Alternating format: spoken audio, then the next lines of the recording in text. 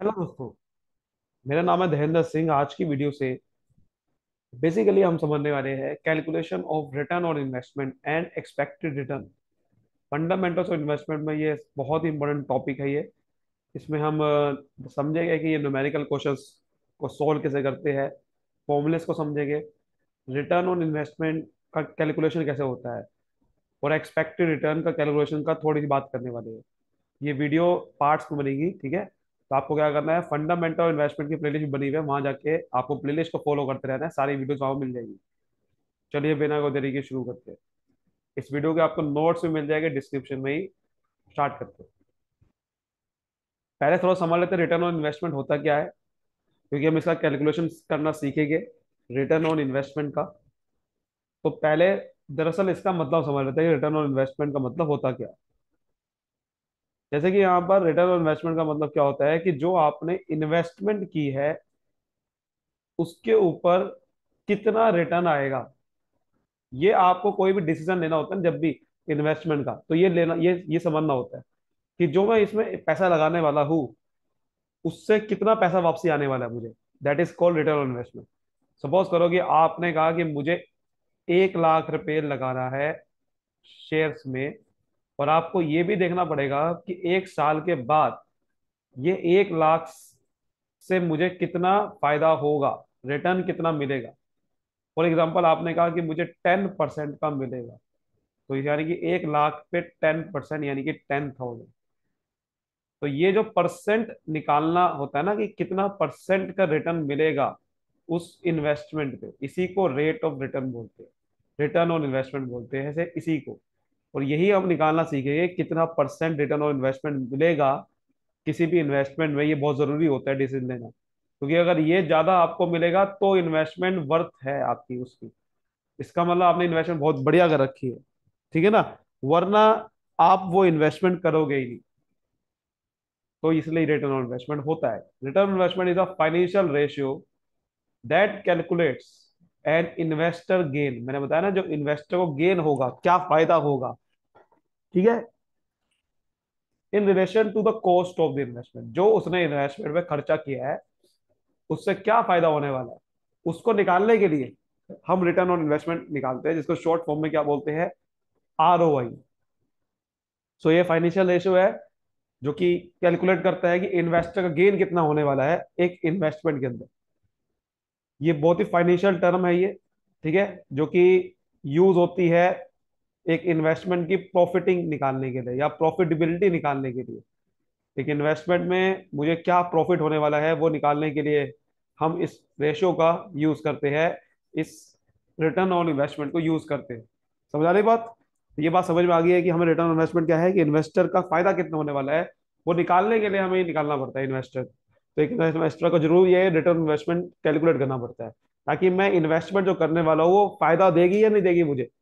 जितना ज्यादा ये रेशियो होगी उतना ज्यादा फायदा होगा। अब बात करते हैं कि कैलकुलेशन उसकी कैसे होती है।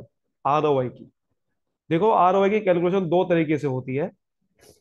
पहला मेथड और दूसरा मेथड है। पहला मेथड जो सबसे पॉपुलर मेथड है वो क्या है कि आपको क्या करना है, कितना रिटर्न आपको मिल रहा है, नेट रिटर्न ऑन इन्वेस्टमेंट, ऊपर लिखो, divide by cost of investment, उसको नीचे लिखो, मल्टीप्लाई कर दो 100। मल्टीप्लाई कर दो 100 से, ये 100% नहीं आएगा, 100 से, तो परसेंटेज में निकल जाएगा कि कितना ROI होगा। ध्यान रखना, ये तब आपको कैलकुलेट, ये तब आपका मेथड लगेगा जब आपका एक्चुअल में मिल रहा हो रिटर्न। यहां पर अभी हम एक्सपेक्टेड रिटर्न की बात नहीं कर रहे। रिटर्न कितना आपको मिल रहा है ऊपर लिखो, कितना पैसा लगा नीचे लिखो। फॉर एग्जाम्पल मेरे को 10,000 रुपये हर साल मिलते हैं FD से, ठीक है। ध्यान समझना बात को, एग्जाम्पल है ये। और अगर मैंने 1 लाख रुपए लगाया है, तो अगर मुझे ये कैलकुलेट करना है कि मैं कितना परसेंट कमाता हूं, तो मैं क्या करूंगा, 1 लाख से डिवाइड कर दूंगा ना, 10,000 को ऊपर लिखूंगा, और जिससे फायदा मिलता है उसे नीचे लिखो।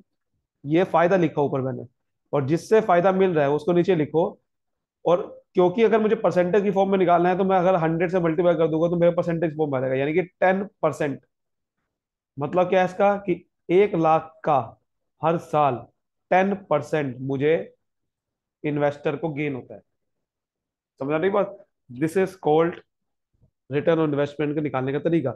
डिवाइड इसलिए करते हैं ताकि मैं उससे निकाल सकूं कि बेसिकली मुझे उसका कितना पैसा मिलता है।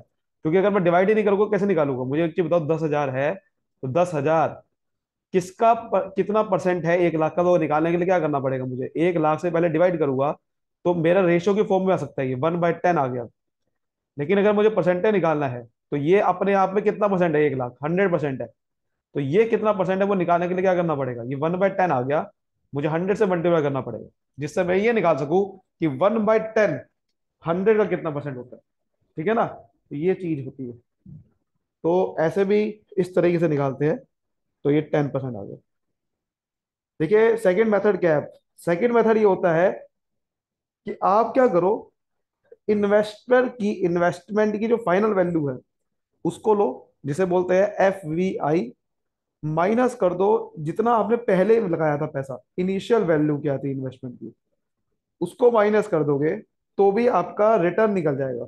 नीचे तो वही रखना है, कॉस्ट ऑफ इन्वेस्टमेंट जो यहाँ रख रहे थे, ऐसे ही मल्टीप्लाई 100 से करना है। बट फर्क क्या है इस मेथड में कि आपको कभी कभार रिटर्न गिवन नहीं होगा क्वेश्चन में, रिटर्न डायरेक्टली गिवन नहीं होगा। तो रिटर्न डायरेक्टली निकालने के लिए मुझे क्या करना पड़ेगा? आप फाइनल इन्वेस्टमेंट दो। जैसे सपोज करो कि मैंने 1 लाख रुपए लगाया था 2020 में, और वो बढ़ के 1.5 लाख रुपए हो गया है 2021 में। तो मुझे एक चीज बताओ, मैंने इनिशियल इन्वेस्टमेंट कितने की थी? सर 1 लाख की थी। तो इसी को क्या बोलेंगे? Initial value of investment, IVI। Sir 1.5 lakh रुपए हो गई है 1 साल के बाद, तो इसी क्या बोलेंगे? Sir final value of investment. तो मुझे क्या करना है? रिटर्न निकालने के लिए क्या करना पड़ेगा? FVI को माइनस कर दो इनिशियल वैल्यू से, ताकि मैं ये निकाल सकूं कि पैसा मेरा कितना बढ़ा है, वही तो रिटर्न है। तो सर 50,000 में बढ़ा है, साफ साफ दिख रहा है। 1 लाख लगाया था और वो 50,000 में बढ़ के 1.5 लाख हो गया, तो इसका ऊपर 50,000, तो 50,000 ऊपर लिखूंगा, डिवाइड मेरा पैसा कितना लगा था, कॉस्ट कितनी लगी थी, स्टार्टिंग वाली कॉस्ट जो होती है वो क्या थी? सर मेरी तो 1 लाख लगी थी। यही तो देखो, वही लिखा हुआ, इनिशियल वैल्यू हुई आपकी कॉस्ट होती है, इनिशियल वैल्यू ही कॉस्ट होती है। तो 50,000 को 1 लाख से डिवाइड करूंगा। आप ये भी निकाल सकते हो, देखो देख सकते हो कि 50,000 1 लाख का कितना परसेंट है। सर 1 लाख तो 100% होता है अपने आप में। डिवाइड क्यों कर रहे हैं वो भी आपको बता रहा हूँ, फॉर्मूला रट्टा नहीं लगाते। सर 1 लाख रुपए अपने आप में कितना परसेंट होता है? सर 100% वैल्यू होती है। तो अगर मुझे 1% वैल्यू निकालने तो कितनी आएगी? सर 1 लाख को 100 से डिवाइड कर दो। सर अगर मुझे ये निकालना है 50,000 कितनी वैल्यू होती है? सर ऐसा करते हैं, पहले 1 रुपए की वैल्यू निकालो आप, 100 को ना 1 लाख से डिवाइड कर दो कि 1 रुपया। ठीक है, 1 लाख तो 100% आपस में है, लेकिन 1 रुपया कितना परसेंट है? तो 100 से 1 लाख से डिवाइड कर दो, 50,000 कितना परसेंट होगा? Sir 100/, 1 lakh multiply by 50,000। देख रहे हो फॉर्मूला कैसे बनाइए? ऐसे तो आप लिखते हो ना, 50,000 ऊपर लिखते हो, 1 लाख नीचे लिखते हो, 100 मल्टीप्लाई करते हो, देखो ऐसे बनाइए। इसे यूनिटरी मेथड बोलते हैं कि 1 लाख अपने आप में 100% है, और 1 रुपया कितना परसेंट है? तो 100 से 1 लाख डिवाइड करना पड़ेगा। इसलिए आप देखो 100 ऊपर लिखता हूँ और नीचे 1 लाख लिखता हूँ। फिर 50,000 कितना परसेंट है? तो 50,000 मल्टीप्लाई करना पड़ेगा, बिकॉज 1 रुपया अगर इतना परसेंट है तो 50,000 कितना परसेंट होगा उसके लिए मल्टीप्लाई करना पड़ेगा, ताकि 50,000 की वैल्यू निकाल सके। तो इस तरह से फॉर्मूला बनता है, रट्टा क्वेश्चन लगाते हैं। एक एग्जाम्पल दो और समझते हैं, थोड़ा बेटर तरीके से समझ में आएगा। देखो क्या लिखा हुआ है, एक इन्वेस्टर है, उसको 1,000 शेयर बोट करने हैं, उसने ब्रोट कर लिए, बल्कि वर्ल्ड वाइड विकेट कंपनी के 10 रुपए का एक शेयर है। अब ध्यान से देखना इसकी कॉस्ट कितनी है इन्वेस्टमेंट की, पहले क्या निकालेंगे? कॉस्ट। तो देखो कॉस्ट कितनी है। सर 1 लाख, सर 1,000 शेयर उसने बोट करे, एक शेयर 10 रुपए का है। सर अगर एक शेयर 10 रुपए का है, उसने 1,000 शेयर खरीदे हैं, तो कितने रुपए के खरीदे? सर 10,000 रुपए के खरीदे हैं। तो अगर एक शेयर 10 रुपए का है और 1,000 शेयर खरीदे हैं, तो 10,000 रुपये हो गए। 1 year later the investor is sold, investor sold the share 12.25 रुपए का। क्या कह रहा है वो? 1 साल के बाद उसने वो बेच दिया 12.50 रुपये का एक शेयर के हिसाब से बेच दिया। तो कैसे होगा, मुझे एक चीज बताओ आप। भैया बड़ा सिंपल है, देखो ध्यान से। सोल्ड की वैल्यू कितनी करी, sale value of investment. Sale value निकालनी है ना मुझे, अब मैं क्या करूँगा, यहाँ लिखूंगा sale value of investment. Sir 1000 share थे उसके पास, अब शेयर उसने 10 रुपए का नहीं बेचा है, खरीदा 10 रुपए का था, बेचा कितने का है, 12.50 का। तो मल्टीप्लाई कैसे करेंगे, 12.50 से। तो मल्टीप्लाई करोगे तो 12,500 आ गया। उसके बाद आप ध्यान से देखो, इन्वेस्टर को 500 रुपए का एक साल में डिविडेंड भी मिला है, क्योंकि उसने 1000 शेयर अपने पास रखे थे। तो 500 रुपए का उसको डिविडेंड भी मिला है। तो भैया सेल वैल्यू तो इतनी हुई है, मुझे टोटल इनकम निकालनी है। तो मैं क्या करूंगा इसके अंदर, अब इनकम जो इसकी डिविडेंड की हुई, डिविडेंड इनकम, वो भी ऐड कर दूंगा। तो डिविडेंड इनकम कितनी हुई है इसकी, सर 500 रुपए की हुई है। आगे क्या लिखा हुआ है, the investor also spent a total of 125 रुपए on trading commission in order to buy and sell the share. कह रहा है कि इन्वेस्टर को टोटल 125 रुपए का खर्चा हुआ है शेयर खरीदने और बेचने पे। तो टोटल कह दिया ना उसने, यानी कि 125 रुपये खर्चा हुआ है, तो खर्चे को माइनस कर देंगे ताकि मैं ये निकाल सकूं कि नेट इनकम कितनी हुई है। ध्यान रखना, देखो पहला फॉर्मूला क्या था, नेट। नेट का मतलब क्या था कि बिल्कुल सारे खर्चे खुर्चे माइनस करने के बाद रिटर्न कितना मिला है आपको। तो वो हम निकाल रहे हैं अब, कि नेट देखो कितना मिला है। तो देखो लेस, लेस क्या करूंगा, आपका ट्रेडिंग कमीशन। तो ट्रेडिंग कमीशन नेट लेस कर दूंगा इसके अंदर, ठीक है, ताकि मैं ये निकाल सकूं कि नेट इनकम मेरी कितनी हुई है। तो वो हम निकालेंगे, देखो यहाँ पर 125 माइनस कर दूंगा,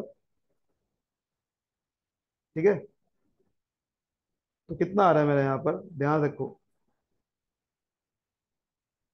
तो आप ध्यान से देखोगे तो हमारा आएगा, देखो यहाँ पर 13,000 रुपये हो गया, 13,000 में से 125 रुपये गए। तो 13,000 में से अगर मैं 125 रुपये घटाऊंगा तो कितना आ जाएगा। तो यहाँ पर आप कैलकुलेट कर लो, 12875, ठीक है। तो 12875 क्या आ गया, मेरा नेट रिटर्न ऑन इन्वेस्टमेंट आ गया। कितना आ गया नेट रिटर्न ऑन इन्वेस्टमेंट, 12875। तो बस अब आपको क्या करना है, आर ओ आई निकालना है ना।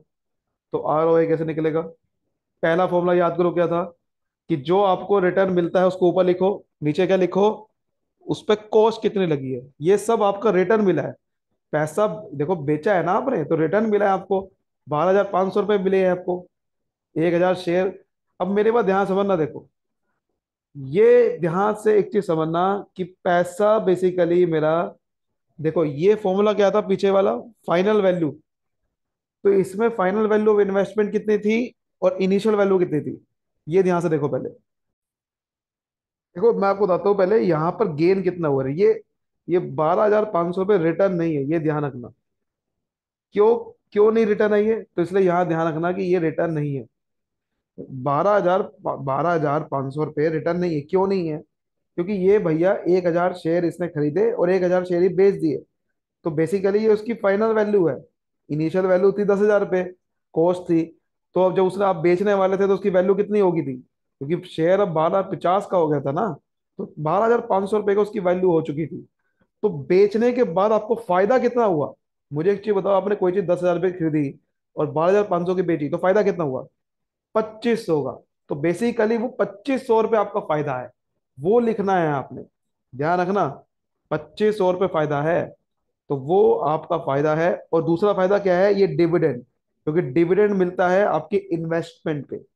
तो ये आपका, ये भी रिटर्न है, उसमें से हमने 125 माइनस करने हैं।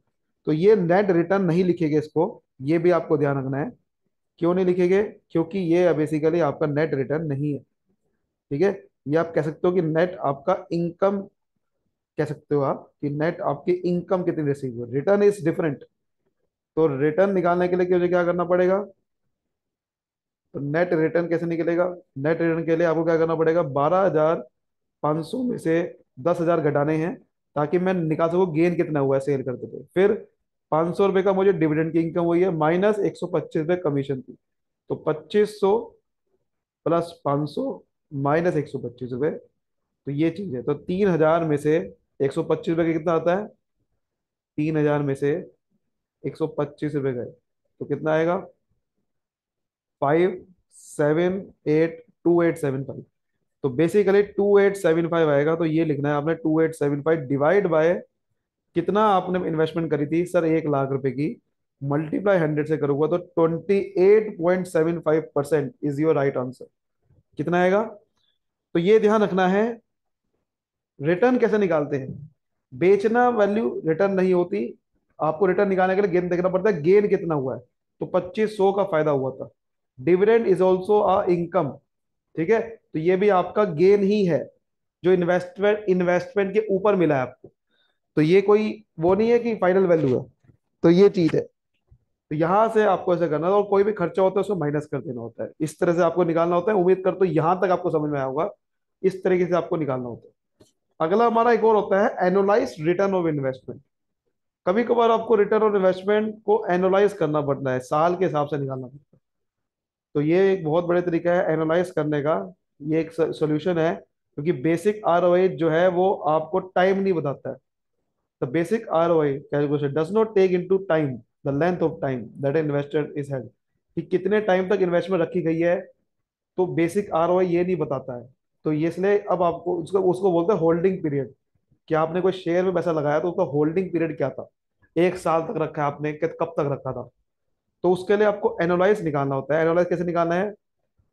1 + ROI, और उसको आपने 1/n से आपको यहाँ पर आपको वो लेना है।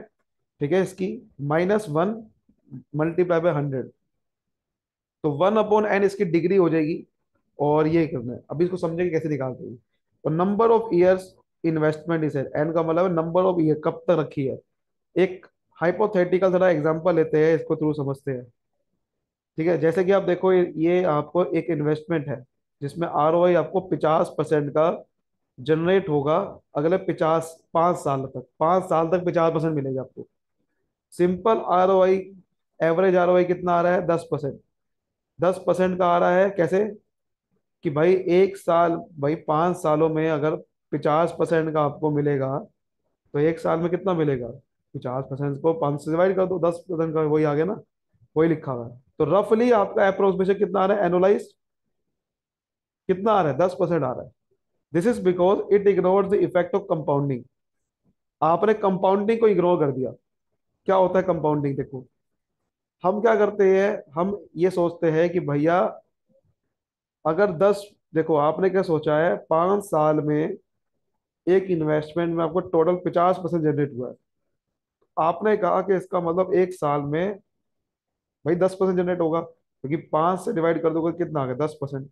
तो 10 × 5 करोगे तो 50% आता है। बट आपने एक चीज को तो इग्नोर ही कर दिया। क्या इग्नोर कर दिया मैंने? वो है कंपाउंडिंग। अब कंपाउंडिंग क्या होती है, इसको अगर आपने समझ लिया, बहुत सारी चीजें आपको समझ में आ जाएंगी। मुझे एक चीज बताओ, 1 साल में, ध्यान रखना, फॉर एग्जाम्पल मैंने एक इन्वेस्टमेंट करी है, नेट इन्वेस्टमेंट इज 100। ठीक है, अगर आपने कोई इन्वेस्टमेंट 100 की करी है, ध्यान रखना, अगर आपने कोई इन्वेस्टमेंट 100 की करी है, तो, और सपोज करते हैं, सपोज कर रहा हूं मैं यहाँ पर, ये ध्यान रखना, सपोज ROI इज 10%, हर साल आपको 10% मिलेगा। तो मुझे एक चीज बताओ, 1 साल में आपको पैसा कितना हो जाएगा? 1 साल में 100 रुपए पे आपको 10% का मिलेगा, तो 10 रुपए का रिटर्न मिलेगा। तो पैसा कितना हो गया? 110 रुपये, हाँ या ना? तो आपको 1 साल में 10 रुपए का रिटर्न मिला, तो 110 रुपये हो गया। अगले साल आपको 10% का रिटर्न दोबारा मिलने वाला है। तो कितने में मिलेगा? 100 रुपये में मिलेगा। अब पैसा कितना हो चुका है आपके अकाउंट में? 110 रुपये। तो 110 रुपये पे 10% मिलेगा, यानी कि 11 रुपये। 100 पे नहीं मिलेगा। इसे बोलते हैं कंपाउंडिंग। यानी कि कंपाउंडिंग का मतलब होता है कि आपको जो रिटर्न मिलता है, वो जितना इन्वेस्टमेंट हो चुकी है उसकी वैल्यू, रिटर्न पे भी रिटर्न मिलता है, क्योंकि 110 रुपये में 10 रुपये का रिटर्न इंक्लूड है। तो रिटर्न पे भी रिटर्न मिलता है, उसे बोलते हैं कंपाउंडिंग। ठीक है, तो इन्वेस्टमेंट पे रिटर्न आपको 110 का मिला, तो 110 पे 11 का रिटर्न मिलेगा, तो 121 रुपये हो जाएगा। होना कितना चाहिए था? 120 रुपये। तो 1 रुपये का देखो फालतू रिटर्न मिल गया, क्योंकि 10 रुपये इंक्लूड था। फिर अगले साल वही पैसा, बेसिकली आपने देखा कि 121 रुपये हो चुके, देखो सिर्फ 121 पे 10 पैसा मिलेगा, यानी कि 12.1 मिलेगा। तो 133.1 हो जाएगा। तो बेसिकली इसी को कंपाउंडिंग बोलते हैं, कि जितना आपने फर्स्ट बार इन्वेस्टमेंट करी थी, अगली बार रिटर्न उस पर नहीं मिलेगा, रिटर्न जोड़ के मिलेगा। फिर अगली बार दोबारा रिटर्न जोड़ के उसके ऊपर आरओआई मिलेगा। तो अगर कोई इन्वेस्टमेंट 5 साल में 50% का रिटर्न दे रही है, इसका मतलब ये नहीं है कि आपने एक साल बाद अब वो डिवाइड कर दिया 5 साल से, क्योंकि भैया उस पे रिटर्न मिले होंगे। तो इसीलिए, और आप ध्यान से देखो, इसका एक फॉर्मूला बन जाएगा ना फिर आपका। ये देखो रेशियो क्या बन रही है, ध्यान से देखो। आप 10% का रिटर्न लगा रहे हो, तो पहले देखो 110 रुपये वैल्यू थी, फिर 121 होगी, फिर 133.1 हो रही है कि नहीं हो रही है? तो आप ध्यान से देखो 11 का टेबल आ रहा है कि नहीं आ रहा? तो ये देखो 11, तो 11 का, तो कोई चीज 10 की 11 हो रही है। फिर आप ध्यान से देखो, इस पे हमने रिटर्न लगाया ना, फिर इस पे हो रही है, फिर 10 से 11 हो रही है। तो हर चीज 10 से 11 हो रही है, 10 से 11। मतलब कि ये फॉर्मूला ऐसे ही बना है, ये फॉर्मूला ऐसे ही बना है। ध्यान रखना, ये चीज फॉर्मूला बनाने के लिए आपको थोड़ा सा मैथमेटिक्स के फंडे हिलाने पड़ेंगे अपने, जो आपने कंपाउंड इंटरेस्ट चैप्टर कभी पढ़ा होगा, वो फंडा हिलाना पड़ेगा आपको अपना। वो क्या फंडा क्या था? वो फंडा आपको शायद याद हो या नहीं हो, मैं आपको दोबारा बताता हूँ। देखो कंपाउंड निकालते कैसे थे? प्रिंसिपल वैल्यू होती थी ना। कंपाउंड में अमाउंट की वैल्यू कैसे निकालते थे, कि ये जो अमाउंट बनी थी, अभी मैंने को जो बताया था, वो कैसे बनी थी? कंपाउंड, जो भी आपका इंटरेस्ट मिलता था, वो कंपाउंडिंग का फॉर्मूला क्या था उसकी अमाउंट निकालने का? तो बड़ा सिंपल सा फॉर्मूला था, अगर आप ध्यान से देखते हो। वो क्या था? वो बेसिकली यही फॉर्मूला था, कि अगर आपका जो प्रिंसिपल वैल्यू है, और 1 प्लस उसको कर दो रिटर्न जिस पे मिल रहा है, और एन कर दो, ठीक है? तो ये आपका अमाउंट आ जाएगी। और अगर कंपाउंड इंटरेस्ट निकालने होते तो क्या करते थे? आप ये करते थे कि अमाउंट में से प्रिंसिपल वैल्यू को माइनस कर देते थे, तो आपको क्या आ जाती थी? आप ही आ जाती थी। यानी कि आपकी पी 1 प्लस R/100, अगर आपको ये याद है फॉर्मूला, तो आप समझ जाओगे। फॉर्मूला याद नहीं है तो नहीं समझ पाओगे जो मैं कह रहा हूँ बड़ा। तो इसलिए ये ध्यान रखना, ये फॉर्मूला ये था। आपको याद है ये फॉर्मूला था, कि बेसिकली आपने देखा ना अभी, अभी आपने देखा कि 100 की वैल्यू क्या हो रही थी बार बार। जैसे अगर 10% रिटर्न मिल रहा है, तो 100 से क्या होगा? 110 रुपये बनेगा, फिर 110 से 121 बनेगा। तो यानी कि अगर मुझे रिटर्न मिल जाए, तो आपको अगर मुझे निकालना है 100 पे कितना रिटर्न मिलेगा, कैसे निकालूंगा? 1/10/100। और कितने सालों का निकालना है? आप क्या कर रहे थे बेसिकली, अगर 100 पे मुझे 121 तक पहुंचना, तो क्या करना पड़ेगा मुझे? 10% का इस पर रिटर्न लगेगा, हाँ या ना? फिर इसके ऊपर 10% की वैल्यू बन जाएगी, यानी कि 110 रुपये बन जाएगी ना। तो यानी कि 10% की वैल्यू कितनी बन जाएगी? 110 से मल्टीप्लाई करना पड़ेगा ना। तो 110/100, फिर इस पे 10% लगेगा, हाँ या ना? फिर ऐसे करते करते हर वैल्यू पे 10% लगेगा। तो मतलब कि आपको हर वैल्यू को मल्टीप्लाई किससे करना है? 11/10 से करना है। तो 1 + 10/100, ये आपको है। तो प्रिंसिपल वैल्यू अगर 100 है, तो 100 से मुझे अगर 5 साल की वैल्यू कितनी बन जाएगी, तो कैसे पहुंचूंगा भैया?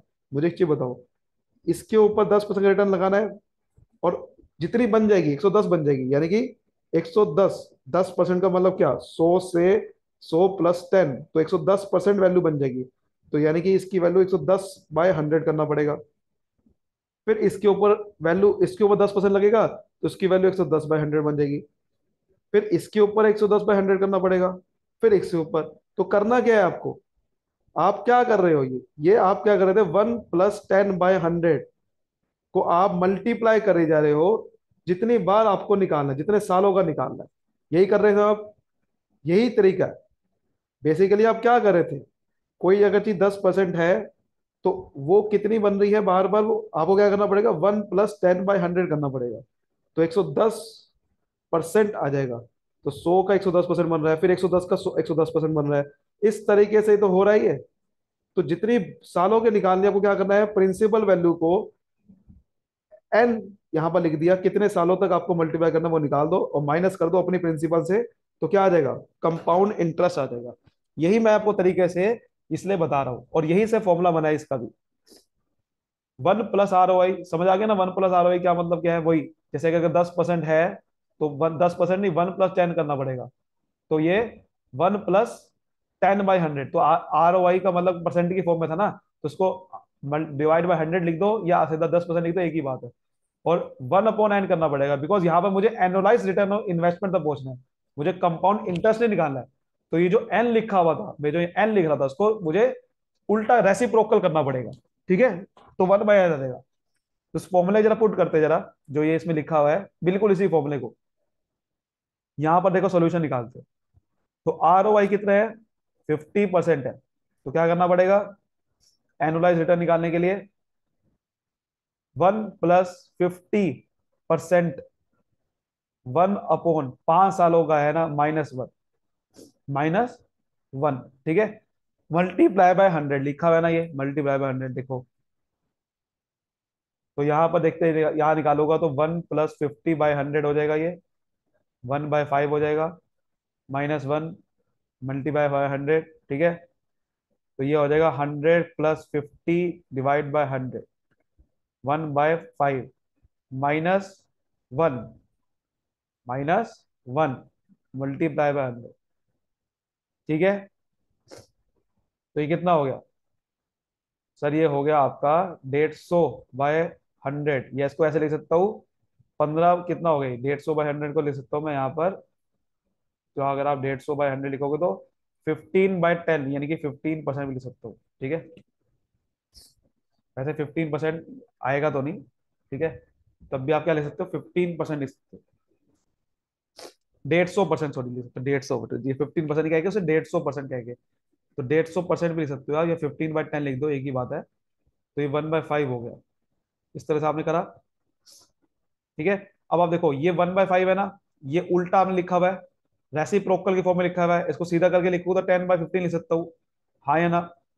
रेसिप्रोकल करके फॉर्म में लिखा है ना आपने, तो फिर ये अगर मैं उल्टा कर दूं सही हो जाएगा। तो ये चीज है। अब आपको इसको मल्टीप्लाई करना पड़ेगा, करो जरा इसका मल्टीप्लाई कितना आएगा। सॉरी सॉरी, देखिए यहाँ पर ये इस तरह से नहीं होगा, क्योंकि ये हम इसको ऐसे नहीं कर सकते एकदम से, कुछ डिवाइड उससे उल्टा नहीं कर सकते। हमें क्या करना होगा, 15/10 है, इसको 1.5 हो गया ये, और ये 1/5 कितना होता है, 0.20, इस तरह से करना है। और ये मल्टीप्लाई 100 हो जाएगा, तो ये आप करोगे तो इसको, ये जीरो, ठीक है, ये आप करोगे ना इसको जब आप, तो ये बेसिकली -1 भी कर दोगे तो ये कितना आएगा, 0.0844, मल्टीप्लाई जब 100 से करोगे तो 8.44% आ जाएगा। बेसिकली आप ध्यान से देखो, जब हम कंपाउंडिंग करते हैं ना, तो आगे सालों का रिटर्न निकालने के लिए हम 5 से, आप 5 की डिग्री ले रहे थे क्योंकि 5 बार मल्टीप्लाई करना था, लेकिन मुझे पीछे पहुंचना है, यानी कि ये जो 1.50 रिटर्न बन जाएगा, ठीक है, हर सालों का प्लस करते करते, आपको याद है कि आपको 10% क्या बन जाता है, अभी मैंने पीछे बताया 110% बन जाता है, तो 110% को 12 मल्टीप्लाई कर रहा था ना मैं प्रिंसिपल से, और 5 सालों का निकाल तो 5 साल मल्टीप्लाई कर रहा था, लेकिन यहां पर मुझे पीछे पहुंचना तो क्या करना पड़ेगा, 1/5 करना पड़ेगा। हाँ या ना? अब ये 110% था, तो ये मुझे प्रिंस ये से बेसिकली कंपाउंडिंग वैल्यू थी, अमाउंट की वैल्यू थी, तो प्रिंसिपल से माइनस करना पड़ेगा। प्रिंसिपल क्या था, उसको -1 कर दो, -1, क्योंकि बेसिकली 100% एक तरह का, तो इसलिए 100% से माइनस कर देना। तो उसको मैंने, इसलिए मैं यहाँ पर 1 लिखा है, और यहाँ पर -1 से माइनस कर रहा हूँ। बेसिकली वो -1 क्या है, 100% ही एक तरह का, क्योंकि रेशियो के 100% 1 होता है। फिर बाद में उसको मैंने परसेंट निकालने के लिए 100 से मल्टीप्लाई कर दी। समझ आ गई बात, फॉर्मूला का रीजन है, ये फॉर्मूला जो बना है उसका रीजन है। 1/n इसलिए करना पड़ा क्योंकि मैं पीछे पहुंचना है, मुझे पीछे पहुंचना है, ये आपको आगे का रिटर्न दे रखा होगा, इसलिए 1/n कर देना है, ऐसे निकालना है। उम्मीद करता हूँ आपको समझ में आया होगा, फॉर्मूला को समझना था। अगली वीडियो में हम एक्सपेक्टेड रिटर्न की बात करेंगे, अगली वीडियो में। तब तक bye bye, thank you so much, all the best.